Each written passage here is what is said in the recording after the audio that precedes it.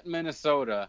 Uh, had himself just a fine day. It's been an interesting story for the Lions this year. I mean, Matt Stafford, Jeff Driscoll, and now David Blau taking over. And Minnesota, you saw that play where who was it? Someone ran right by. It was Moore. Yeah, ran right by Xavier Rhodes, who thought he had help from Harrison Smith. There was miscommunication, and Rhodes has just been bad in coverage in general, which makes me sad as a football fan because he was a dominant quarterback for several years. But it's been a leaky sieve for the Minnesota secondary, and I think David Blau is the guy you just might be able to start. Marvin Jones is very underrated in this league. Kenny Galladay, Amendola. So those are your quarterbacks you can pick up off the waiver wire and just make your opponent cry. Coming in at the running back position, if you watched the game last night, you saw Dalvin Cook leave with an injury. We're not sure exactly how serious it is at this point. So far, I believe he's expected to play, but there's certainly going to be soreness. If he takes the right hit in the wrong place, then you're going to see more of Alexander Madison. So if Madison's not picked up in your leagues, definitely go grab him. Rashad Penny is owned in most leagues, but they take on the Rams on the road. And Rashad Penny's definitely getting touches more than he has so all season long. Darwin Thompson, the guy that we sort of mentioned earlier, but man, you just might – I'm not saying you're going to win your week, but Darwin Thompson may get you about 15 points if he ends up getting a significant role this week because – listen, Darrell Williams likely to miss this game. Damian Williams likely to miss this game. You've got LaShawn McCoy, who, is in and out of the lineup. Andy Reid does love him, but, he rolls an ankle here and there. He misses a blitz pickup, and all of a sudden Darwin Thompson's in the game for the Chiefs catching passes, and he's a guy who can definitely take a screen pass to the house at any point if you watched him play. He's a lightning bug. So maybe just pick him up and see how the storylines play out with those running back injuries in Kansas City. Darius Geis, I don't know how he's not owned at this point, but he's certainly about 60% owned in most leagues. If he's available in your league, go grab him. Raheem Mostert's the guy to own for San Fran, so pick up Mostert and play him on the road against New Orleans. Seems like the back that they like to go to at this point. Definitely keep your eyes on Matt Breida and his situation, though, because Breida's likely going to vulture some touches. And then Benny Snell, somehow still available in lots of leagues. I think he's only about 30% owned still, and they take on the Cardinals this week. So those are your running backs. Moving into receivers off the waiver wire, James Washington is a guy I absolutely love. He has an absurd yards per catch rate right now, taking on this Arizona defense that gives up deep passes like it's going out of style, I should say. You want to mix up your sayings every now and again. Robbie Anderson's having himself a little hot streak, and they take on the Miami Dolphins this week. Cole Beasley, as some could say, taking on the Baltimore Ravens. And I know we talked about John Brown earlier. I know I talked about Josh Allen and how I don't like them. But Cole Beasley has a little bit of a different role. Although they might not be able to push the ball downfield, Beasley is a nice safety valve for Josh Allen. And he has himself, I believe it's 5 touchdowns in the last 6 or 7 weeks, something like that. So Cole Beasley's been getting it done. Anthony Miller, a guy who Dave has been known to mention here and there, was certainly big on Miller time when the season started. Hasn't panned out to this point, but has, I believe, about 20 targets the past 2 weeks. Does Anthony Miller, and they take on the Dallas Cowboys at home. A.J. Brown's a very boomer bust play, but if I'm going to endorse Ryan Tannehill, then I might as well endorse A.J. Brown as well at Oakland this week. Both Auden Tate and John Ross are interesting plays at Cleveland this week for me. And then a guy who, it scares me to bring up Zach Pascal, but they are on the road against Tampa Bay, one of the worst pass defenses in the league, and without T.Y. Hilton, without Paris Campbell. I mean, you figure Pascal's going to have himself a game one of these weeks. And then finally, guys, tight ends to pick up off the waiver wire. If they're somehow still available, I love Vance McDonald against Arizona. Tight ends, I mean, it's almost a joke how automatic tight ends are against against the Arizona Cardinals. You saw Tyler Higbee go off last week. Vance McDonald is about to do the same thing against the Cardinals this week. Mike Gesicki at the New York Jets. had himself a touchdown against the Eagles, and that streak might continue against the Jets on the road this week. Tyler Higbee, worth bringing up, still available in plenty of leagues, and they take on the Seahawks at home this week through the Rams. Darren Fells, finally, a guy that you brought up, Jay, is taking on the Broncos for the Texans at home. And Darren Fells is a guy who, if you are desperate, if you need to, just might score you a touchdown this week. And that's it. Those are all your waiver wire pickups, guys. Super huge, important week. I know I didn't carry the enthusiasm that you need to for a Week 14 fantasy playoff matchup. But, yeah, I might as well throw it in there now. I mean, this is huge. This is critical. A lot of start-sit waiver wire situations that need to be made in order to continue your fantasy playoff run. If you do not have a bye week, this is huge. You're going to be watching these games, biting your nails, cursing at the TV. Why aren't they throwing it to this guy? Why aren't they handing it to that guy? I can't believe it. So, calm down, do your best to enjoy the games. But those are some tips. Those are some tricks. Take them to the bank and use them well this week. All right, we're going to head into break, I believe. And then are we going to do our power rankings? Maybe. All right, fine. Whatever. We're going to go do power rankings. I'm going to get a Dr. Dazzle first. If you haven't had enough of our banter tonight, you want to visit NFL Addictions on Facebook.com for all of your NFL banter and chatter. It's not a trash talk site, so keep it clean and keep it cordial. That's NFL Addictions on Facebook.com.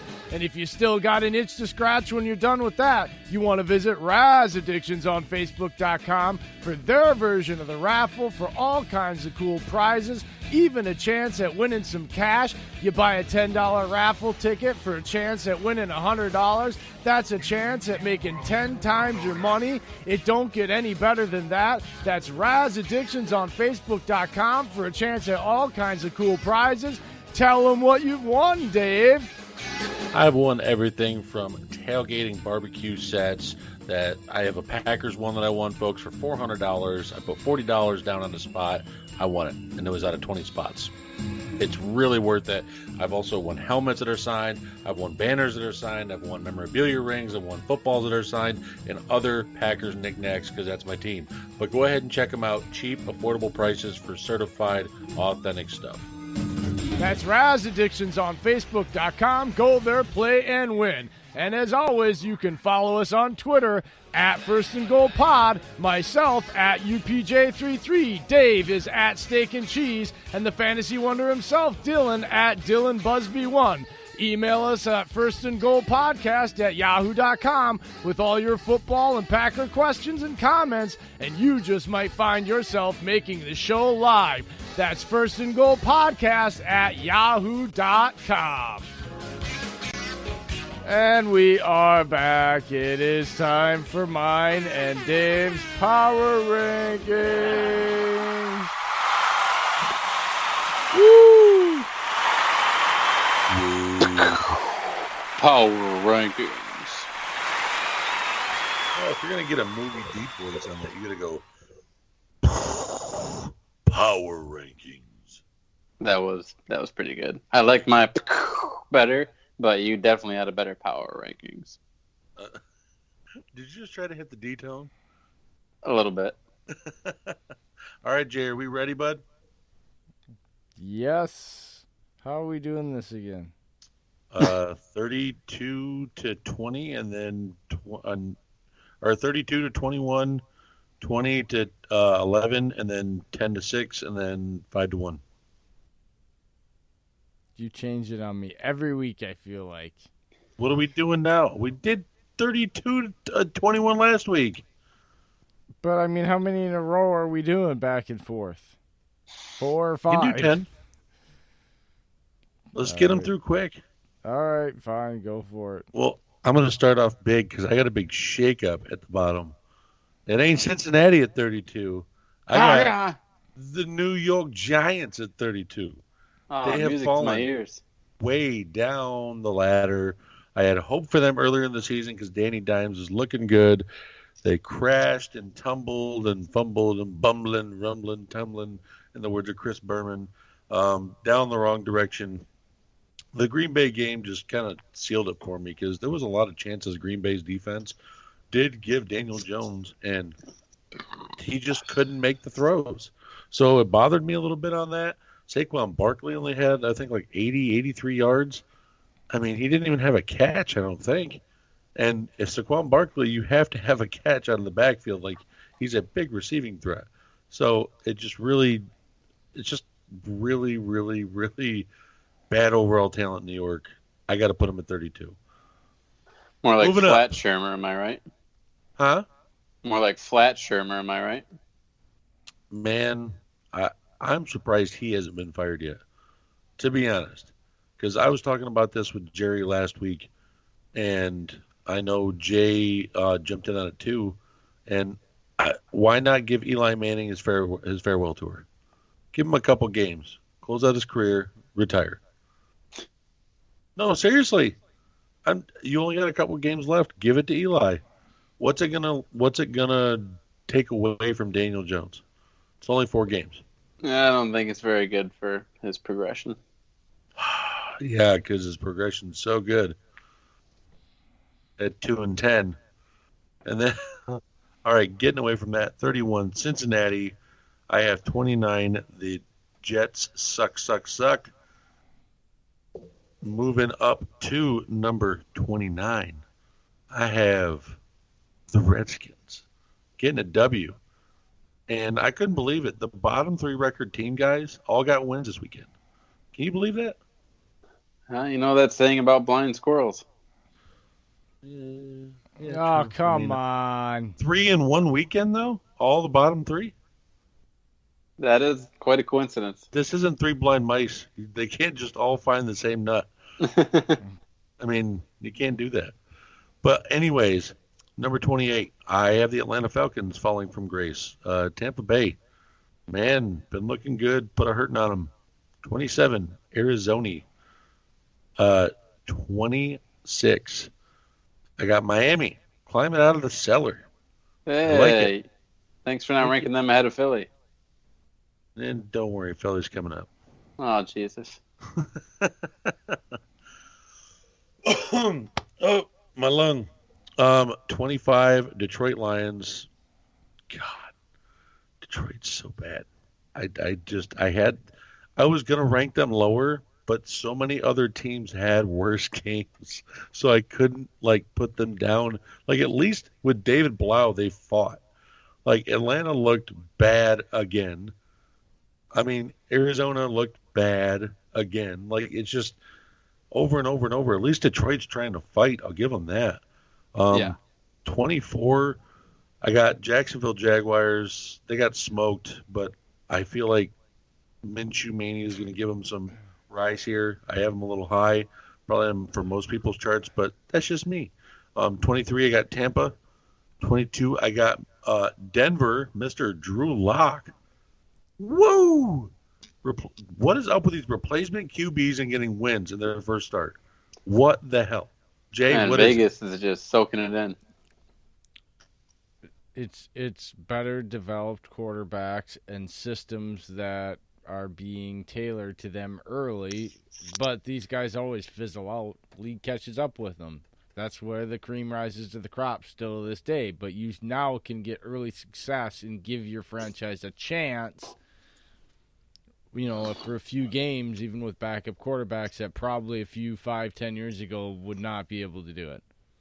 Now, do you think Drew Lock is a quarterback Elway can consider to keep starting? Or do you think it's just a guy to fill out the season? He's Jay Cutler 2.0. Off of one game? That's what he was in college too. That you don't breed that off What? of you. That sling the ball down the field and interception crap. Nah, that you can't. That's gunslinger. I don't care. Dillon, do you see Drew Lock starting for a good bit in Denver now? I mean, look at the guys who already had a chance. Yeah. Hey, at least he's not Brandon Allen and didn't give up 20-0 at the half. That's very true. God, freaking Vikings. They could have made the freaking The Broncos could have made the Vikings 7-5, but no, 20-point freaking bleed blown.